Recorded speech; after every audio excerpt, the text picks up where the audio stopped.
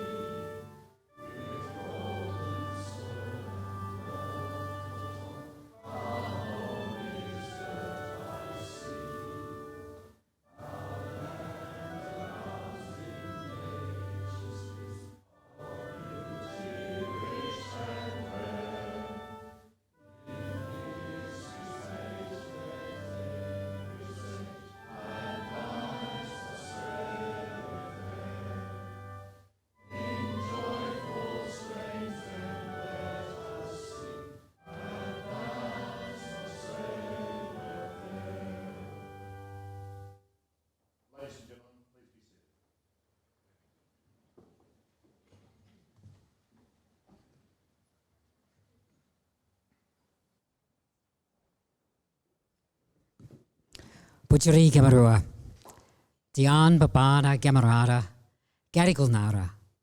We are on Gadigal land today, and I warmly welcome you to Government House and pay my respects to the traditional owners, past, present and emerging, and also to the traditional owners of our lands across New South Wales. Today is a ceremony of some significance.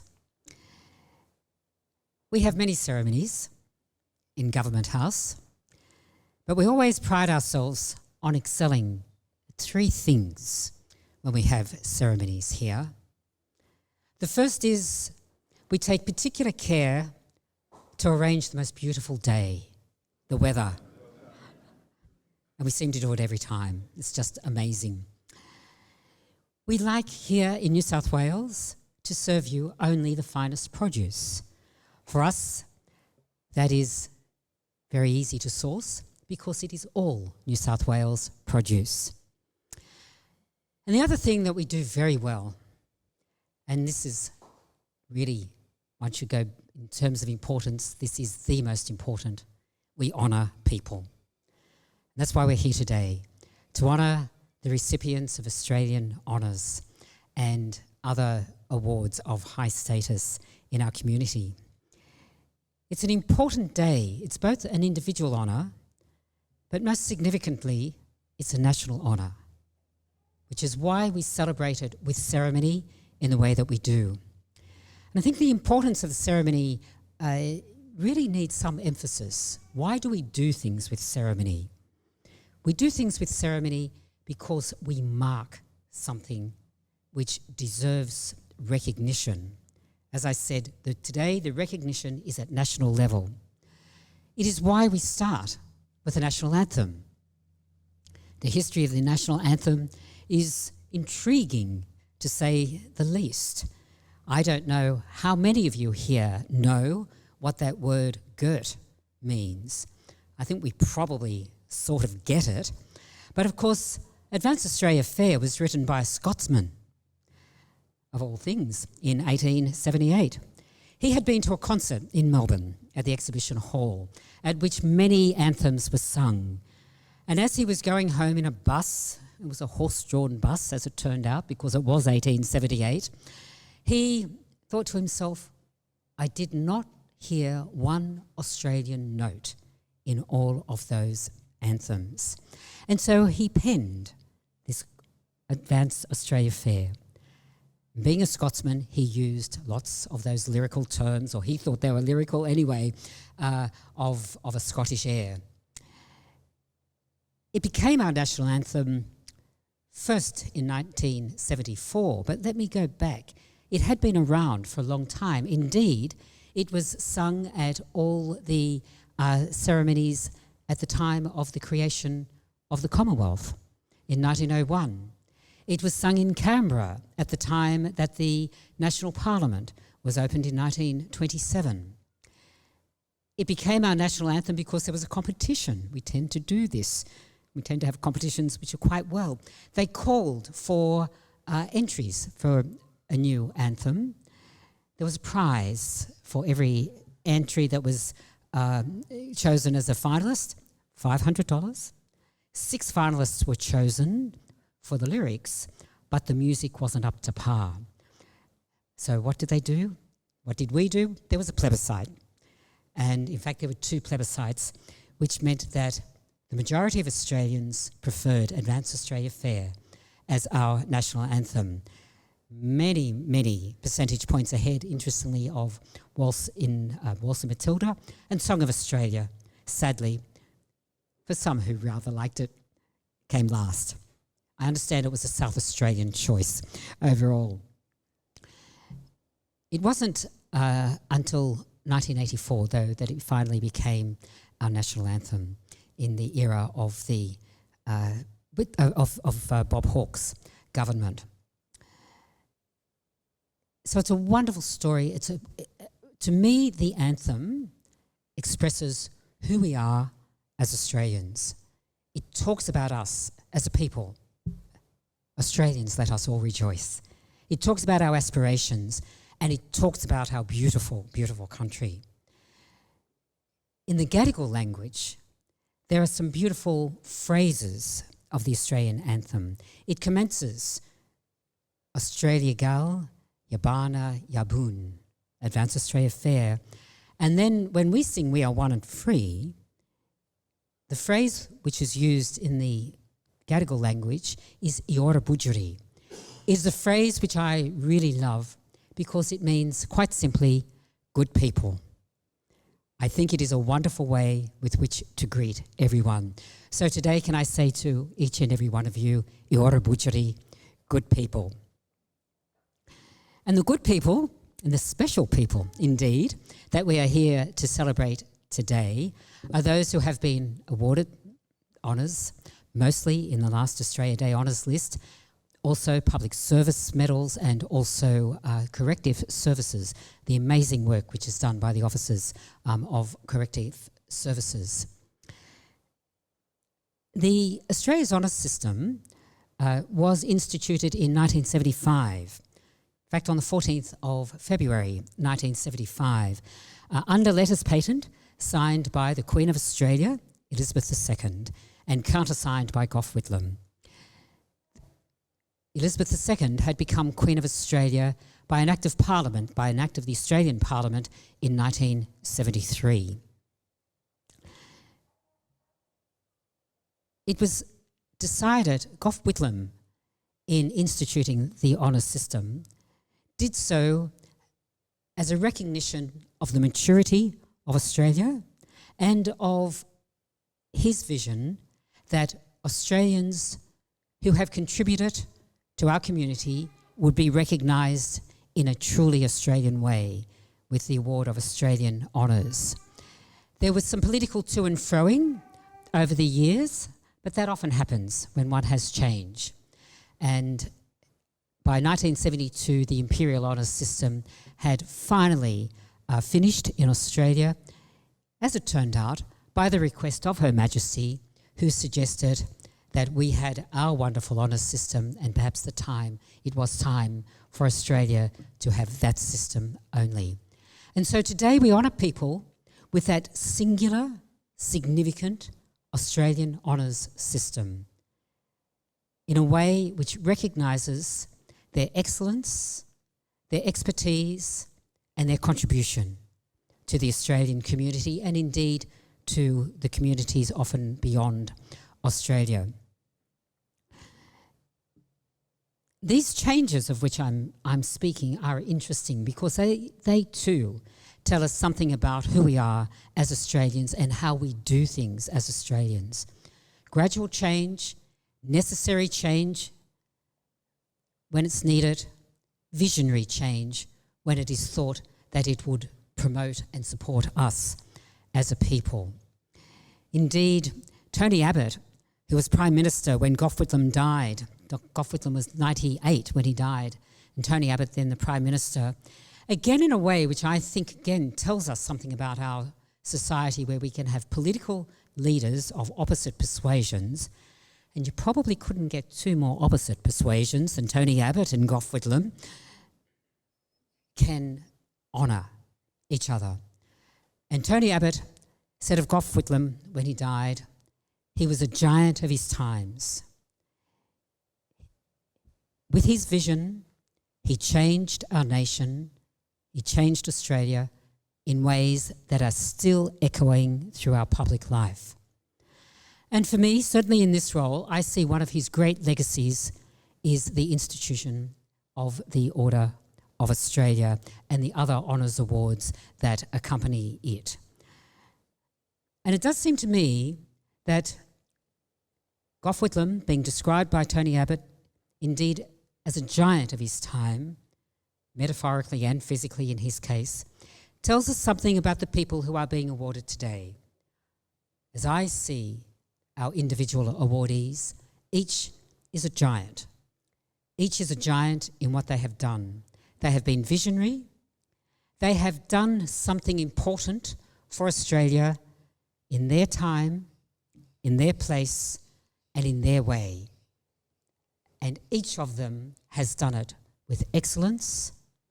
Certainly, one would hope that they get a great deal of reward personally from it, but it is what we as a community get from the work that they do in their professions, in their businesses, in the services, in the public service, and in and within the community.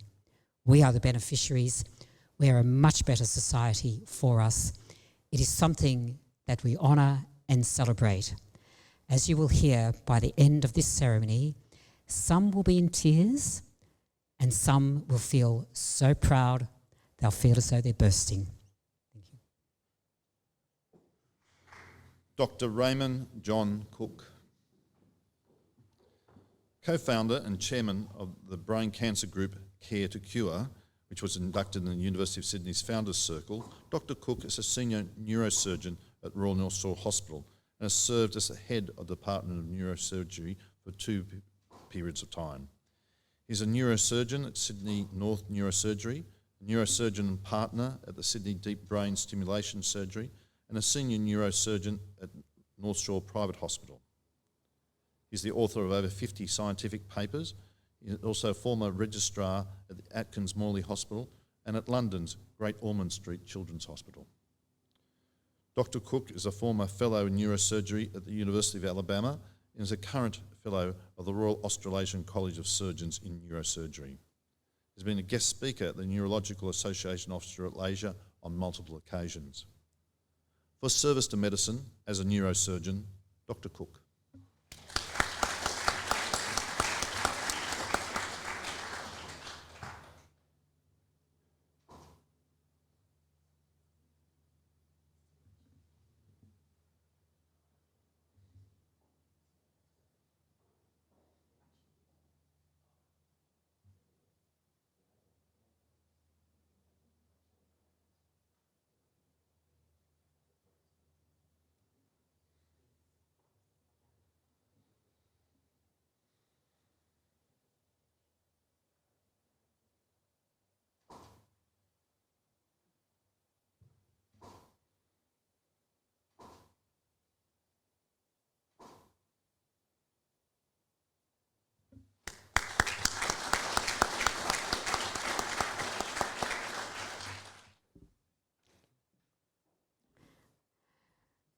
Well, I said some of you would cry.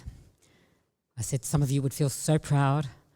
I didn't actually expect to laugh so much in this particular investiture, but I think it just shows you how joyful these particular awards are, and it is wonderful to enjoy them.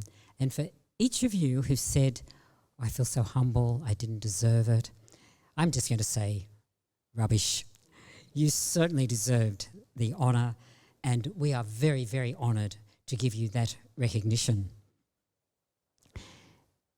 One of the things that we do know when we have conversations with people, and I am going to encourage you today to speak to each other, speak to others outside your own group, because the stories are just magic. I get a little bit of them up here, but they're truly magical. But what we do know, and we're told this all the time by the recipients, they could not have done it on their own. Often there's a team behind them. Of course, it's the way they've built the team, which is why they're here. But there's a team, there's support groups. Sometimes there's a club or an organisation, but always there is family, and always there are friends. And you are here with us today. And if there was another form of honour that we could give out, we would give it out to each and every one of you who has come along to support the recipient of the honours whom we have recognised today. So can I say to each and every one of you, thank you, because you really do deserve it as well.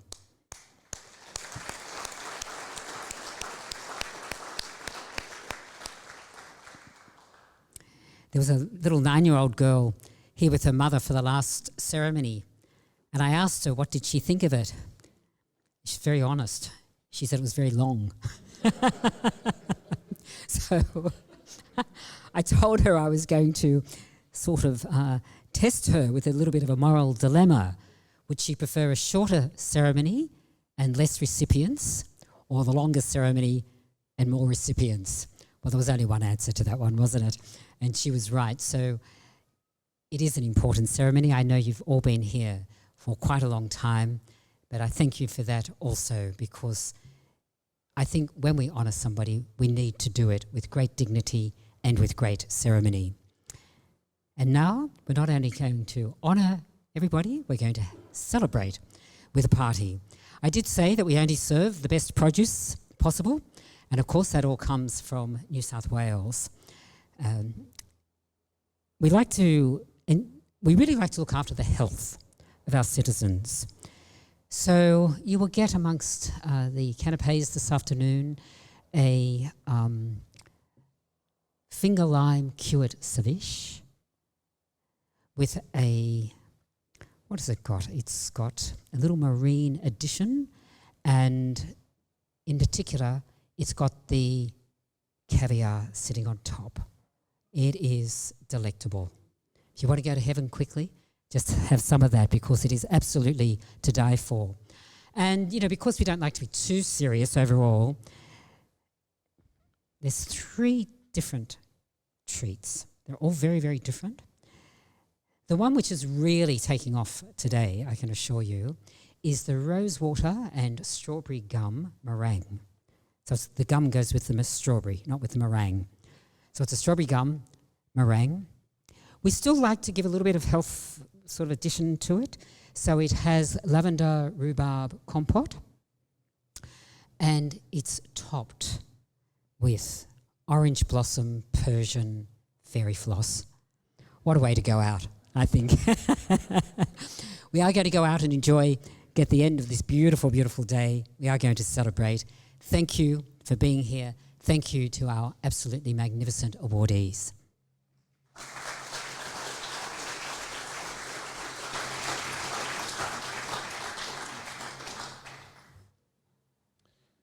Ladies and gentlemen, as we bid goodbye to our online audience, could I ask you to stand for the departure of Her Excellency the Governor, Mr Wilson, and the official party.